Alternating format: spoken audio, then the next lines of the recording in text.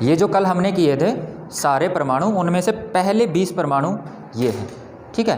तो इनकी परमाणु संख्या भी क्या होगी, 1 2 3 4 5 6 7 8 9 10, ये मैं पहले परमाणु लिखता हूँ, ठीक है।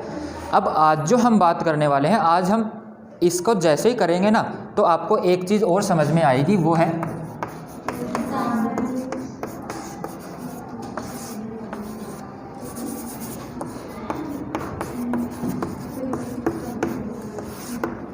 रासायनिक परिवर्तन कैसे होता है, क्यों होता है, ठीक है। और भौतिक परिवर्तन, ये दोनों ही करेंगे हम। भौतिक परिवर्तन, रासायनिक परिवर्तन क्या होता है, वहीं से आपका ये चैप्टर स्टार्ट हो जाएगा। ये पहले 10, ये किसका, हाइड्रोजन की परमाणु संख्या, ये हीलियम की परमाणु संख्या, ये लिथियम की परमाणु संख्या। ये परमाणु संख्या हमें क्या बताती है कि इसके अंदर नंबर ऑफ प्रोटॉन या नंबर ऑफ इलेक्ट्रॉन, यानी कि इलेक्ट्रॉनों की संख्या और प्रोटॉनों की संख्या इनके अंदर कितनी कितनी है। तो यहाँ पे मैं लिख देता हूँ, इलेक्ट्रॉन के लिए मैं ये सिंबल यूज़ कर रहा हूँ, ठीक है। इसका मतलब है इलेक्ट्रॉन, या फिर प्रोटॉन के लिए P, ठीक है। इसके अंदर इलेक्ट्रॉन या फिर प्रोटॉन कितने होंगे, 1, इसके अंदर 2 3 4 5 6 7 8 9 और 10, यानी कि जितनी इसकी परमाणु संख्या है उतने की है इलेक्ट्रॉन और प्रोटॉन। अब ये इलेक्ट्रॉन और प्रोटॉन है ना, ये क्या है अपने परमाणु, परमाणु के अंदर ये इलेक्ट्रॉन और प्रोटॉन। अब आपको समझ में आ रहा होगा कि हाइड्रोजन को हीलियम से कौन अलग करता है, ये, क्योंकि हाइड्रोजन के अंदर सिर्फ एक ही प्रोटॉन है और एक ही इलेक्ट्रॉन है। हीलियम के अंदर एक इससे ज़्यादा, एक प्रोटॉन और एक इलेक्ट्रॉन, जो इसको हाइड्रोजन से हीलियम को अलग बनाता है।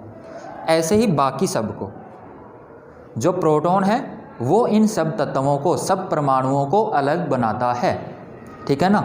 जो आप देख रहे हो अपने चारों ओर जो पदार्थ जो अलग अलग हैं, जो अलग अलग परमाणुओं से बने हुए हैं, वो सारे के सारे परमाणु एक दूसरे से अलग किस वजह से होते हैं, इन इलेक्ट्रॉन और प्रोटॉन के अलग हो जाने की वजह से।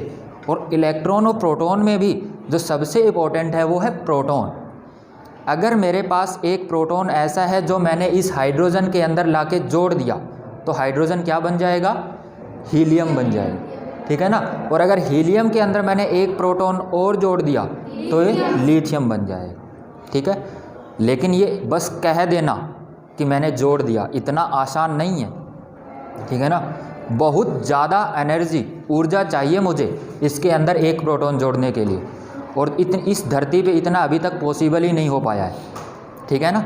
सिर्फ इतना पॉसिबल हो पाया है कि हम हाइड्रोजन के अंदर एक प्रोटॉन जोड़ सकते हैं, और जब हाइड्रोजन के अंदर एक प्रोटॉन जोड़ते हैं ना, उसी को हम कहते हैं न्यूक्लियर बॉम्ब, ठीक है, या हाइड्रोजन बॉम्ब।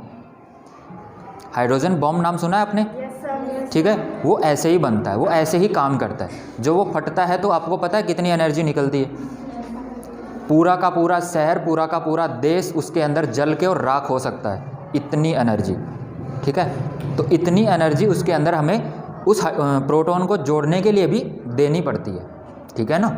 चलो, अब हमारा क्या इंटरेस्ट है इसके अंदर पढ़ने का, हमारा इंटरेस्ट है कि ये जो इलेक्ट्रॉन और प्रोटॉन है ना, यही डिसाइड करते हैं कि ये हाइड्रोजन अपने साथ कितने परमाणुओं को जोड़ सकता है।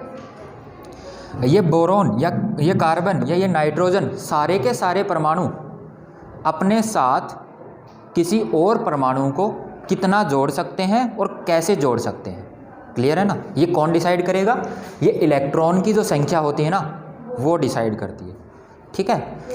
अब आपको ये पता लग गया कि पहले जो 10 परमाणु हैं उनके पास इतने इलेक्ट्रॉन और इतने ही प्रोटॉन होते हैं, ठीक है। अब इनके पास इतने ही, कितने, जैसे सोडियम का अगर मैं बोल दूं, सोडियम के पास 11 इलेक्ट्रॉन 11 प्रोटॉन, क्लियर है। ऐसे ही बाकी सब के, इतना सबको क्लियर है, ये हम कल भी कर चुके हैं। अब इससे एक स्टेप आगे, अब मैं एग्जांपल मान लो हाइड्रोजन का ही ले लो, तो हाइड्रोजन के अंदर प्रोटॉन और इलेक्ट्रॉन रहते कैसे हैं, क्या ये एक दूसरे से बिल्कुल चिपक के बैठे होते हैं, क्या अलग अलग होते हैं, या कहाँ रहते हैं, कैसे रहते हैं। अगर एग्जांपल मैं आपको दूं तो आपकी क्लास के अंदर, अगर आपकी क्लास 10th है तो सारे बच्चे क्या एक ही बेंच पे बैठोगे, कि सारे बच्चे एक ही कोने में होंगे, सबकी अपनी जगह फिक्स है ना, वो वहीं बैठेगा, बिल्कुल ऐसे डिट्टो जैसे आपकी जगह फिक्स है, इन इलेक्ट्रॉन और प्रोटॉन की भी जगह वहाँ पे फिक्स है कि इसके अंदर इलेक्ट्रॉन रहेंगे, यहाँ पे प्रोटॉन। जैसे कि आपके लिए यहाँ पे बेंच लगाए गए हैं, है ना, इन बेंच पे ही बैठोगे, बीच में जो ये खाली जगह है यहाँ पे तो कोई नहीं बैठेगा, है ना, क्योंकि यहाँ बेंच नहीं है। इलेक्ट्रॉन के साथ भी ऐसा ही होता है। यहाँ पे इन हर एक परमाणु के अंदर इलेक्ट्रॉनों के लिए बेंच लगे हुए हैं जहाँ पे जाके वो बैठते हैं। जैसे आपके लिए, हाँ ऐसा हो सकता है कि एक बच्चा अगर एक पहले वाले बेंच पे बैठा है तो वो उसकी मर्ज़ी है कि वो दूसरे दिन लास्ट वाले पे भी जाके बैठ सकता है ना, हो सकता है ना। Yes sir. बस ऐसा ही यहाँ पे इलेक्ट्रॉन के साथ होता है। वो कैसे होता है देखो ज़रा, ये इधर वाले मैं 1 मिनट के लिए रफ कर रहा हूँ। हम बात करते हैं हाइड्रोजन की। हाइड्रोजन के अंदर इलेक्ट्रॉन और प्रोटॉन कैसे रहते हैं, यानी कि इनकी सीट कहाँ पे है, इनके लिए बेंच कहाँ लगे हुए हैं वो देखते हैं। तो ये हाइड्रोजन के लिए जो अंदर जो होता है ना, जिसके अंदर प्रोटॉन रहता है, ये प्रोटॉन, ठीक है, यहाँ इसको हम कहते हैं न्यूक्लियस या नाभिक। क्या कहते हैं? नाभिक, और इंग्लिश में इसको कहते हैं न्यूक्लियस, ठीक है, या केंद्रक। जिसके अंदर कौन रहेगा? प्रोटॉन। प्रोटॉन का बेंच लग गया। अब इलेक्ट्रॉन क्या इसके साथ यहीं रहेगा, इसके बाहर रहेगा, या कहाँ रहेगा? तो इलेक्ट्रॉन के लिए कहाँ रहेगा? बाहर। तो वो इसके बाहर यहाँ एक बेंच लगा होता है, और ये जो बेंच है इसके अंदर 2 सीट होती है, सिर्फ 2 ही सीट, ठीक है। और ये 2 सीट है ना, ये हमेशा एक दूसरे के अपोजिट होती है, एक यहाँ तो एक यहाँ, एक यहाँ तो एक यहाँ। वो इसलिए क्योंकि इलेक्ट्रॉन, क्योंकि इसके ऊपर बैठेगा कौन? इलेक्ट्रॉन। इलेक्ट्रॉन के ऊपर पता है चार्ज कौन सा होता है? माइनस। और आपको यह भी पता है कि 2 माइनस बिल्कुल नज़दीक नज़दीक रख दिए जाए तो एक दूसरे को क्या करते हैं? दूर भगाते हैं, है ना। और यहाँ पे देखो, ये वाला इसको दूर भगाते भगाते और यहाँ पहुँचा देता है, इससे ज़्यादा दूर नहीं भगा सकता, क्योंकि बेंच का साइज ही यही है।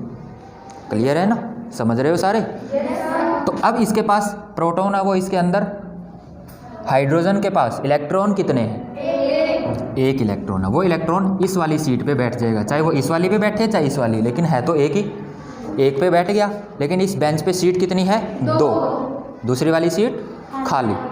लेकिन हर एक परमाणु की, ये सिर्फ हाइड्रोजन की बात नहीं, हर एक परमाणु के अंदर ये उसकी एक प्रकृति लगा लो, चाहे आप उसका नेचर लगा लो या प्रकृति लगा लो, कि या तो वो अपनी सारी सीट खाली करना चाहता है, या फिर उसकी जितनी उसके पास सीटें हैं ना, वो चाहता है कि उसकी सारी सीट भरी रहे, भरी भरी रहे, है ना। आपके साथ भी ऐसा ही होता होगा कि कोई स्टूडेंट अकेला नहीं बैठना चाहता, वो चाहता है कि उसका बेंच भी भरा रहे, एक उसके साथ आके और बैठ जाए, या जितनी उसकी सीट खाली है वो भरी रहे। क्लियर है ना। ऐसा ही इसके साथ हो रहा है, ये जो परमाणु है इसके साथ। अब ये क्या करेगा? इसके साथ क्या क्या हो सकता है? या तो अपनी ये सीट भर ले, या फिर इसको भी खाली करके दोनों ही खाली कर दे, काम ही ख़त्म कर दे इसका, ठीक है ना। यानी जैसे इसको भी निकाल दिया तो इसकी ये जो बेंच है, ये बेंच पूरा ही खाली हो गया, इसको इसने हटा दिया, ठीक है ना। तो या तो ये एक इलेक्ट्रॉन लेगा या ये एक इलेक्ट्रॉन देगा। इसे हम कहते हैं साइंस की भाषा में संयोजकता।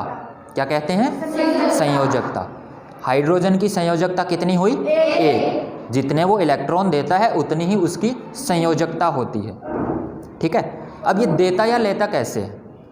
तो कुछ परमाणु जो हमारे पास टोटल 92 है ना, उसके अंदर से कुछ परमाणु ऐसे होते हैं जो इलेक्ट्रॉन को देने वाले होते हैं, और कुछ ऐसे होते हैं जो इलेक्ट्रॉन लेना पसंद करते हैं। क्लियर है। जो इलेक्ट्रॉन देते हैं और जो इलेक्ट्रॉन लेते हैं उनकी संयोजकता अलग अलग होती है, वो आपस में एक दूसरे से जोड़ी बना लेते हैं, वो हम थोड़ा सा आगे पढ़ेंगे। फिलहाल हम बात सिर्फ कर रहे हैं किसकी? संयोजकता की। क्लियर है ना। संयोजकता आपको पता समझ में आ रहा होगा कि कितना इलेक्ट्रॉन लिया या कितना इलेक्ट्रॉन दिया, ये कहलाती है उस परमाणु की संयोजकता।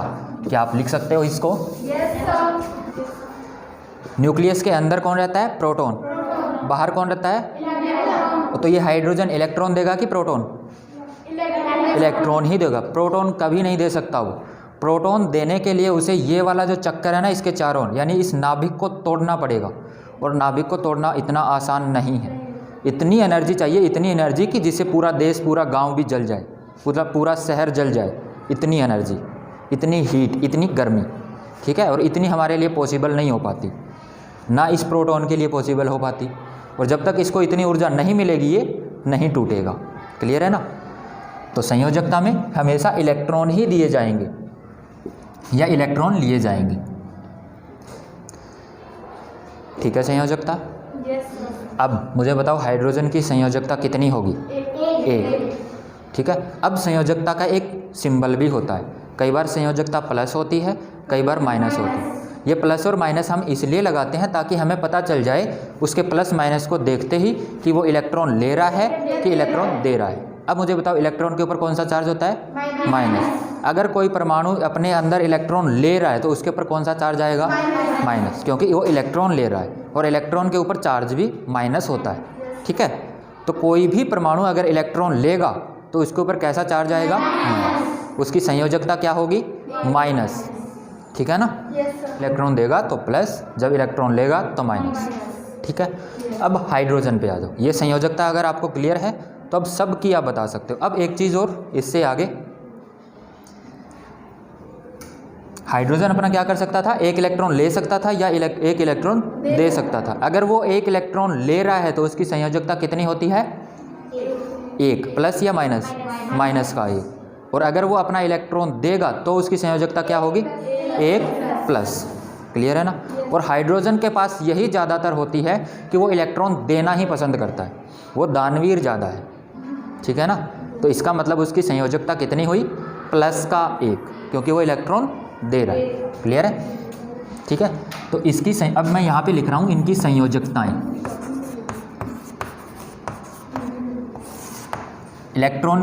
हाइड्रोजन की अपनी संयोजकता कितनी हुई? एक। प्लस है कि माइनस? प्लस एक भी हो सकती है, माइनस एक भी हो सकती है, और ज़्यादा इसकी क्या होगी? प्लस एक ही होगी। प्लस एक मतलब हाइड्रोजन ये इलेक्ट्रॉन देना पसंद करेगा। क्लियर है ना। ये हुई हाइड्रोजन की। अब आपको संयोजकताएं पता कैसे करनी है? पहले हमेशा आप एक न्यूक्लियस बनाओगे, न्यूक्लियस के अंदर जितने उसके अंदर प्रोटॉन है वो सारे रख दोगे। क्लियर। आपको बेंच की जो जगह है वो तो याद हुई ना। प्रोटॉन के बेंच कहाँ? न्यूक्लियस के अंदर। जैसे आपके क्लास के अंदर बेंच लगे हुए हैं वैसे ही प्रोटॉन के जो बेंच लगे हुए हैं बैठने के लिए वो न्यूक्लियस के अंदर लगे हुए हैं, और जो इलेक्ट्रॉन है उनके बैठने के बेंच कहाँ लगे हुए हैं? बाहर। ठीक है। वो पार्क में बैठे हैं, वो घर के अंदर बैठे हैं। ठीक है। तो यहाँ अब हीलियम के लिए कितने? दो बैठ गए। ठीक है। दोनों के ऊपर क्या? अच्छा, प्रोटॉन के ऊपर हमेशा प्लस चार्ज होता है। क्लियर है ना, ये याद रखना। ये दो बैठ गए। अब इसके पास दो इलेक्ट्रॉन भी होंगे। तो ये पहला जो बेंच लगा हुआ है उसके ऊपर कितने इलेक्ट्रॉन बैठ सकते हैं? तो इसके पास तो दो भी हैं भी, तो दोनों के दोनों यहाँ बैठ गए। ठीक है। तो क्या ये इलेक्ट्रॉन लेगा कि देगा? कुछ नहीं करेगा, क्योंकि इसके पास कोई सीट खाली वाला चक्कर ही नहीं है। तो इसकी संयोजकता भी कितनी होगी? जीरो। बहुत बढ़िया। ठीक है ना। अब ये हो गई हीलियम की। हीलियम के बाद लिथियम। लिथियम के अंदर कितने हैं? तीन इलेक्ट्रॉन। तो इसके पास तीन प्रोटॉन है। प्रोटॉन तो इसके अंदर घर पे बैठ गए। अब पार्क में कितने बेंच लगाने होंगे? ये वाला बेंच है, इसके अंदर तो दो इलेक्ट्रॉन बैठ सकते हैं, दो तो उसके बैठ गए। अब इससे आगे एक और बेंच, वो बेंच क्या होता है? वो थोड़ा बड़ा होता है, उसके अंदर जगह है वो ज़्यादा होती है। इसके अंदर तो सिर्फ दो को बैठने की जगह थी। इससे आगे जो एक और बेंच लगा, कितनी होती है? 8। बहुत बढ़िया। इसके अंदर 8 सीट होती है। ऐसे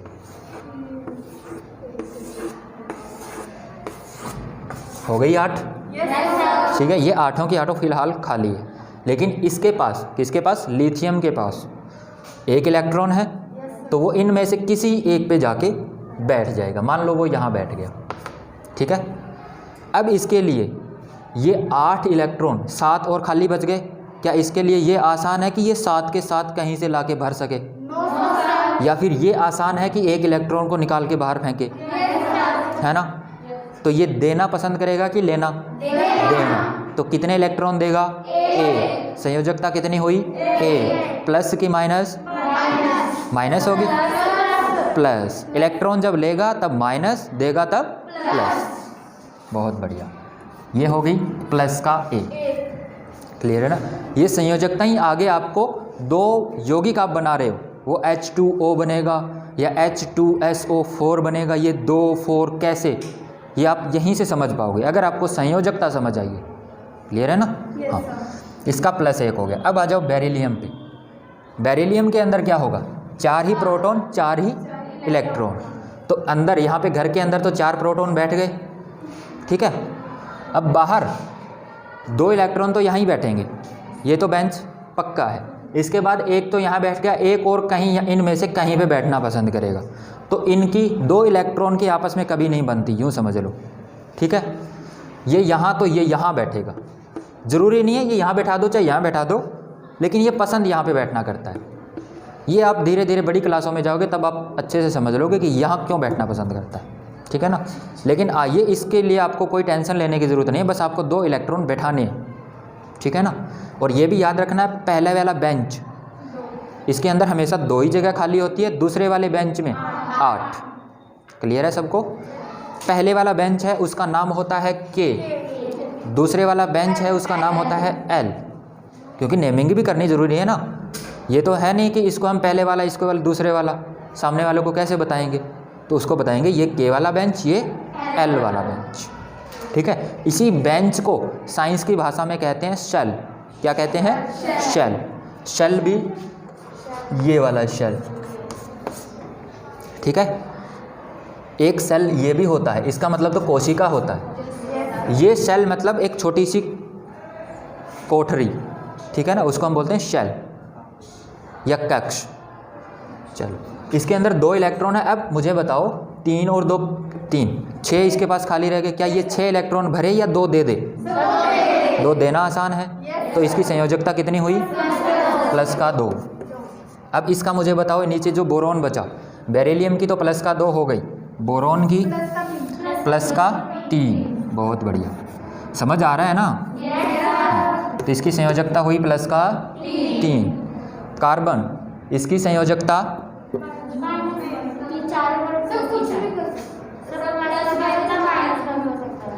कन्फ्यूजन हो गई। चलो देखते हैं, क्या था अपना? कार्बन था। कार्बन के अंदर 6 इलेक्ट्रॉन है, 2 तो यहाँ बैठ गए। अच्छा, 6 प्रोटॉन तो यहीं बैठेंगे, प्रोटॉन का तो यही एक बेंच फिक्स है, सबको यहीं बैठना पड़ेगा। 2 इलेक्ट्रॉन यहाँ पे, क्लियर है। अब इसके बाद बाकी कितने बचे? 4 बैठ गए, 2 यहाँ बैठ गए, 2 मैंने बैठा दिए यहाँ पे। 1 2 3 और 4 हमारे पास खाली रह गए, क्लियर है ना। अब ये 4 या तो ये 4 दे दे या ये 4 ले ले, है ना इंटरेस्टिंग चीज़ इसके पास। यानी ये क्या हो गया? ऐसे लटक गया, कन्फ्यूज़न में आ गया, ठीक है ना। और ये जो कन्फ्यूज़न आई है, इसी को हम 3rd चैप्टर के अंदर जब हम पढ़ेंगे कार्बन और कार्बन के यौगिक, तो वहाँ देखेंगे कि कार्बन की वर्सेटाइल नेचर, कार्बन की सर्वोत्मुखी प्रकृति क्यों होती है, कार्बन इतने ज़्यादा कंपाउंड क्यों बनाता है। कंपाउंड मतलब यौगिक, यानी कि 2 आपस में कार्बन अपने साथ कभी हाइड्रोजन को जोड़ लिया, कभी 2 हाइड्रोजन को जोड़ लिया, कभी 4 हाइड्रोजन को जोड़ लिया, ठीक है, कभी ऑक्सीजन को भी साथ में जोड़ लिया। वो इसीलिए क्योंकि कार्बन है ना, उसके पास दोनों फैसिलिटी होती है। वो 4 इलेक्ट्रॉन जब उसको ज़रूरत पड़ी देने की दे दिए, जब उसको लेने की ज़रूरत पड़ी ले लिए, ठीक है ना। तो यही इसके काम आती है, जो इसकी संयोजकता +4 और -4 होती है ना, क्योंकि +4 कब होगी? जब ये ले लेगा, 4 इलेक्ट्रॉन दे देगा, तब तो +4, और -4 कब होगी? जब ये 4 इलेक्ट्रॉन ले लेगा। क्लियर है ना। इसी कारण से जब आप 4th चैप्टर पढ़ोगे, उसके अंदर कार्बन की सर्वोत्मुखी प्रकृति पढ़ोगे, वो आपको ये +4 और -4 की वजह से होती। और वहाँ एक अच्छा सा क्वेश्चन भी बनेगा कि कार्बन इतने ज़्यादा कंपाउंड क्यों बनाता है। तो इसका रीज़न क्या होगा कि इसकी जो वैलेंसी है, संयोजकता है, वो या तो +4 होती है या -4 होती है, ठीक है। यानी ये 4 इलेक्ट्रॉन दे भी देता है या 4 इलेक्ट्रॉन ले भी लेता है, ठीक है। इसी कारण से ये इतने ज़्यादा कंपाउंड बनाता है। ये 4th चैप्टर का एक बहुत अच्छा क्वेश्चन भी आपका यहीं से हो जा रहा है, क्लियर है। और इसके बाद आप ये भी पढ़ोगे वहाँ पे कि इसके लिए ना तो हर बार ये 4 के 4 दे दे या हर बार इसको 4 के 4 मिल जाए, ऐसा भी नहीं है। तो ये क्या करता है? ये बीच का रास्ता निकालता है। बीच का रास्ता कौन सा होता है? शेयरिंग वाला, जिसके अंदर ये मिल बांट के काम चलाता है, ठीक है। ये किसी से उधार ले आता है 1 इलेक्ट्रॉन, जब उसको ज़रूरत होती है तो उसको अपने वाले दे देता है, और जब अपने को ज़रूरत होती है तो उस वाला ले आता है। यानी कि 2 इलेक्ट्रॉन ये शेयरिंग में ऐसे चलाते हैं, जब उसको ज़रूरत होती है तो इस वाला, अब इसको ज़रूरत होती है तो उस वाला ले आएगा। इसे ही हम क्या कहते हैं, शेयरिंग, है ना। किसी ने मतलब कोई स्कूटी ले ली हो, शेयरिंग में अगर उसकी स्कूटी है तो वो कैसे चलेगी, दोनों इस्तेमाल करेंगे, है ना। यही कार्बन के साथ भी होता है।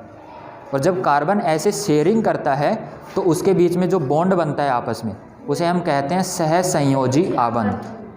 ये आप चौथे चैप्टर में दोबारा अच्छे से पढ़ेंगे, लेकिन यहाँ पे ये आ गया इसलिए मैंने आपको बीच में बता दिया। क्लियर है। तो ये इसकी +4 -4 क्यों हुई, समझ में आया ना। इसके बाद नाइट्रोजन पे आ जाओ। कार्बन के बाद नाइट्रोजन है। नाइट्रोजन के अंदर 7 इलेक्ट्रॉन 7 प्रोटॉन, तो यहाँ पे 7 बैठ गए, ठीक है। यहाँ पे देखो 2 तो यहाँ बैठेंगे, बचे कितने, 5। 1 2 3 4 और एक 5वां मान लो यहाँ बैठ गया। कितनी खाली रही, 1 2 और 3। तो अब इसके लिए 5 छोड़ने आसान है कि 3 लेने, 3 लेने। तो इसकी वैलेंसी क्या होगी, -3। ये है कार्बन, कार्बन की ये रही -3। क्लियर है। इसके बाद ऑक्सीजन की -2। ये कहाँ लिख दी, ये नाइट्रोजन के सामने ये रही -3, ऑक्सीजन की -2, फ्लोरीन की -1 और नियोन की 0। ये कैसे आई वो समझ में आ रहा है ना। बहुत बढ़िया। अब ये आ गई पहले जो 10 है उनकी संयोजकताएं, पहले 10 हो गए। अब इससे आगे वाले 10 हैं उनकी संयोजकता हम मान लो, अब एक हमारे पास हुआ सोडियम। तो जब आप वहाँ पे पहुँचोगे नियोन पे, नियोन के ऊपर पहुँचोगे तो ये सारे इलेक्ट्रॉन फिल हो चुके होंगे। ये वाली बेंच भर गई अब, यानी हमें एक बेंच और लगानी पड़ेगी, है ना। घर के बाहर पार्क के अंदर, पार्क काफ़ी बड़ा है ये, ठीक है। एक बेंच लग गई, दूसरी बेंच लग गई। अब जो तीसरी बेंच लगेगी ना इसकी, वो यहाँ लगेगी ऐसे, ठीक है। क्लियर है ये। अब इसके अंदर जितनी 8 कुर्सियाँ इसके अंदर थी या 8 जगह इसके अंदर थी, वही 8 जगह इसके अंदर भी होती।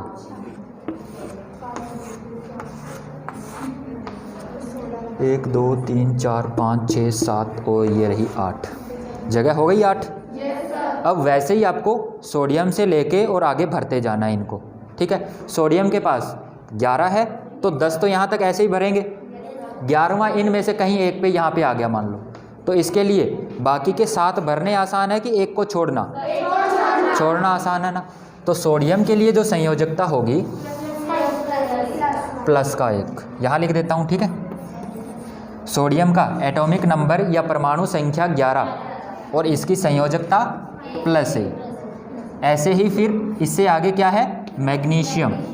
मैग्नीशियम का परमाणु संख्या क्या है, तो यहाँ पे 1 इलेक्ट्रॉन 2 इलेक्ट्रॉन, तो इसके लिए क्या आएगी, +2। ये समझ आ रहा है ना अब आपको।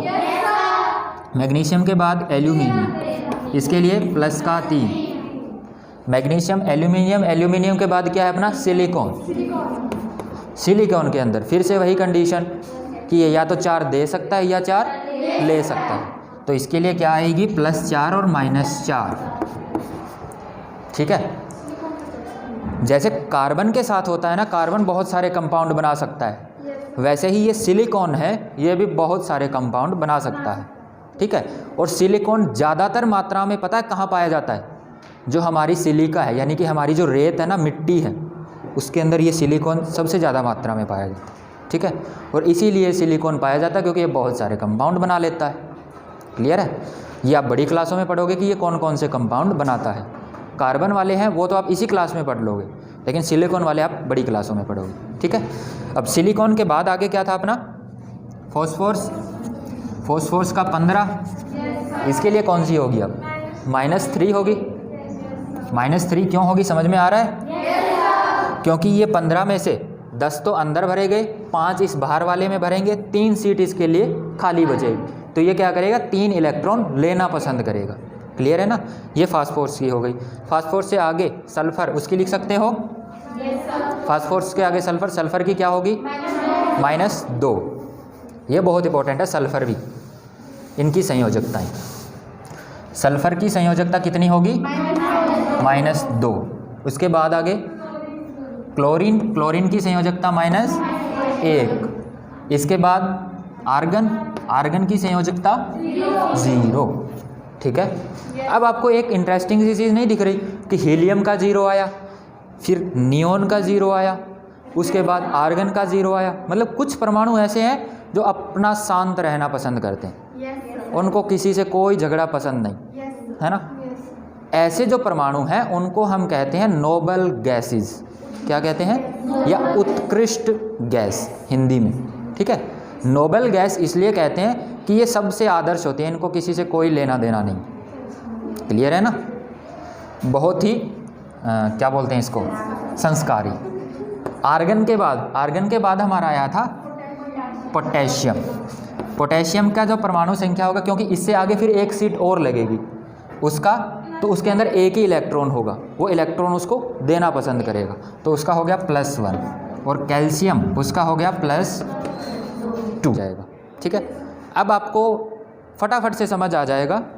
अब मैं एक एग्जांपल देके यही संयोजकताएं हमारे कहाँ यूज़ होंगी। अच्छा, इसके बाद है ना 2-3 संयोजकताएं हैं जो और हमारे काम में आएंगी, तो वो भी मैं लिख देता हूँ। ये सारी आपने लिखी हैं क्या?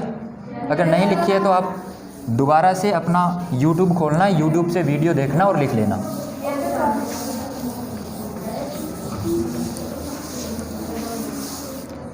इसके बाद 2-3 परमाणु और हैं जो मैंने आपको बताए भी थे। एक है लोहा Fe, ठीक है।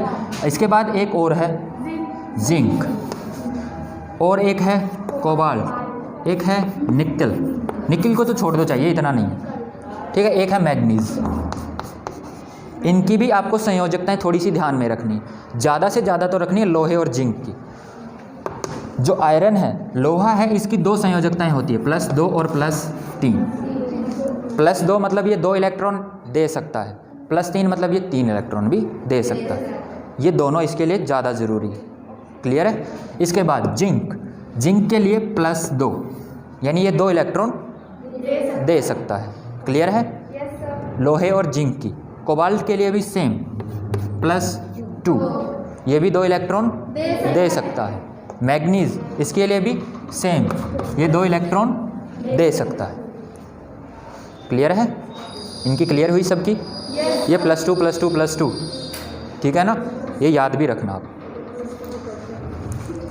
अब इसके बाद ये संयोजकताएं जो अभी तक हमने की हैं, ये हमारे क्या काम आएंगी, या कैसे हमें मदद करेगी पूरे के पूरे जो पहले अपने 5 चैप्टरों का जो सेट है केमिस्ट्री का, वो समझने में। देखो इधर आपको एक दे दिया कि आपके पास है मान लो एल्यूमिनियम, ठीक है, और एक आपके पास है क्लोरीन।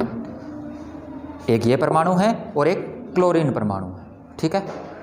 अब आपको इन दोनों को आपस में रिएक्शन करवानी है, अभिक्रिया करवानी है, या इन दोनों से आपको एक यौगिक बनाना है।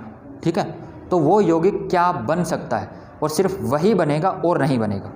वो कैसे हमें संयोजकताएं हेल्प करती है वो देखो। एल्यूमिनियम संयोजकता कितनी थी? +3 की +2 की +1 +3 थी ना। बहुत बढ़िया, +3 है संयोजकता, यानी ये क्या कर सकता है? 3 इलेक्ट्रॉन दे सकता है। क्लोरीन की संयोजकता क्या थी?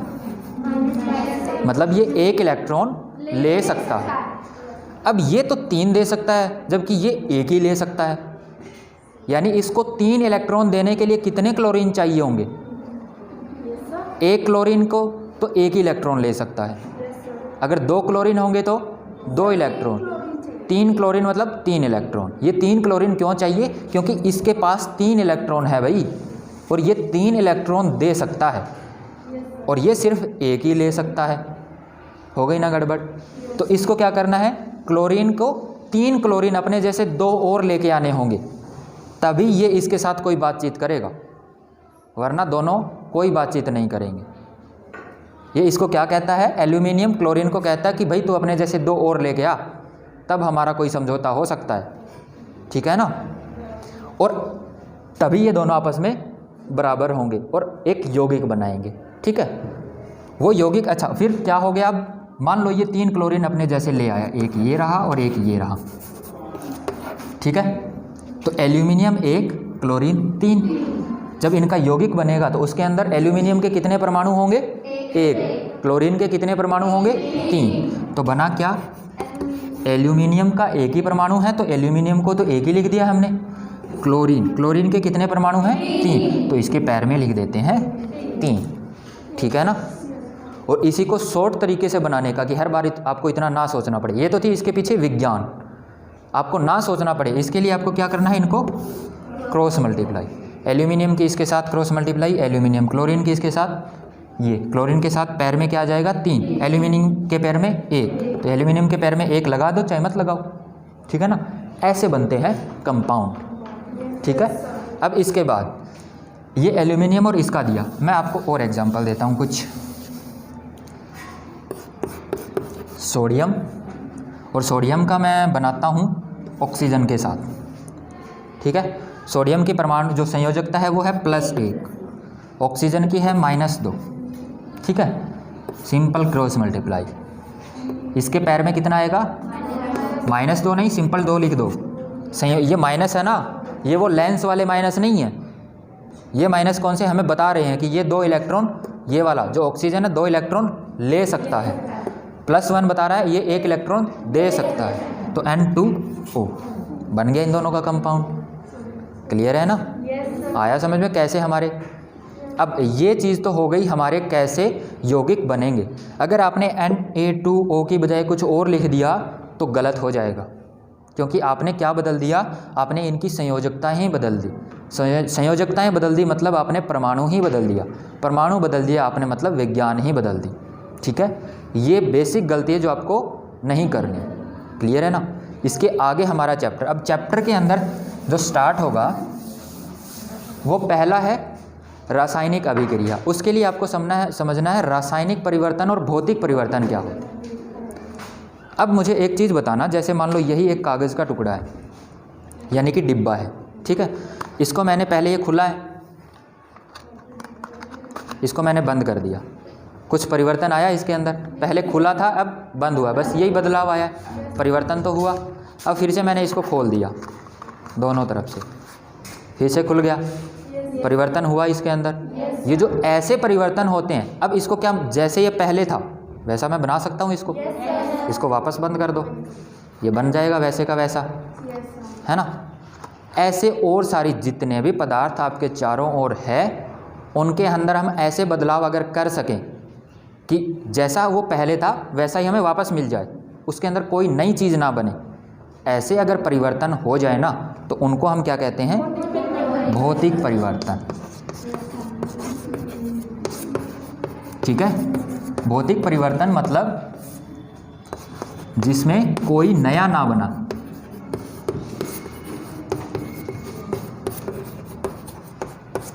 कोई भी नया ना बने, ठीक है।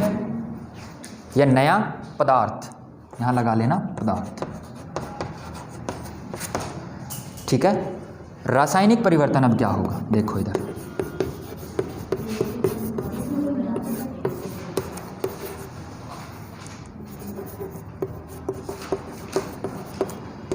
जिसके अंदर कोई नया पदार्थ बनेगा, वो कैसे। यही था कागज़ का, मैं एक माचिस की तिल्ली लेके आया, इसके नज़दीक लेके आया, ठीक है। ये कागज़ जलने लग जाएगा, जलने के बाद जो इसका बनेगा, क्या वापस उससे मैं ये डिब्बा बना पाऊँगा, तो वो कैसा परिवर्तन हो गया, रासायनिक परिवर्तन, ठीक है। अब रासायनिक परिवर्तन कब होता है, तब जब जो मैंने माचिस की तिल्ली को जला के और इसके पास लेके आया ना, माचिस की तिल्ली है ना, उसके अंदर होता है फॉस्फोरस, जो आगे जो ब्लैक ब्लैक सा लगा होता है ना, उसके अंदर फॉस्फोरस नामक परमाणु होता है, ठीक है।